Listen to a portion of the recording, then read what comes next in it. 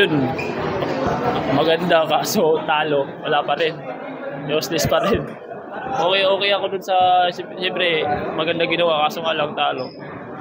Mas okay kasi yung team kami na maganda nilalaro eh. Kasi isa naman siya ako or yung sila, yung kampi ko yung maganda. Parang dalawa lang ang maglalaruan. Mas maganda lahat eh. Kaya siguro nagalit si Coach Sam. Babawi na lang kami next game as a team. Saan yung pagpunta mo rito, anong pakiramdam?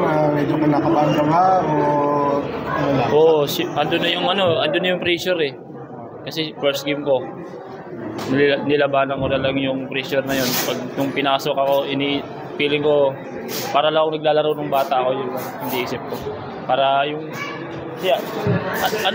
sanay naman ako maglaro ng maraming tao. Yung sa akin lang, yung PBA kasi nilalaroan ko eh. Kaya, siyempre yun. Yung kasi nag-foul ka rin kanina. Kaya nga eh. Nag-switch na kasi eh. Kaya siyempre alanganin na din yung ano ko eh. Talon ko eh. Wala. Babawi na lang ako. Siguro itatama ko na lang yung pagkakamali ko na yan.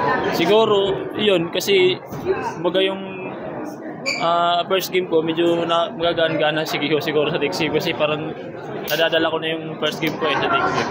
Siguro ganun mangyayari. Tutuloy lang basta pag depression talaga. Saan yung before ba nung game na to, alam mo nang ipapasok? May idea ka na na ipapasok ko yung maganda? Next game? This game, yan ang unang laro. Meron naman kasi siguro sa tune-up game, gano'n naman yung ginagawa ko din eh. Parang rotation lang kay Maya, kay Scotty, kay Steven Holt, yun. Yun yung rotation sa akin lagi eh. Sa mga tune-up game, yun. Pinapasok talaga ako ni Coach. Saka sa ensayo naman, inaano ko naman eh, ginagawa ko naman din naman yung sa mga punta ng maaga, ensayo.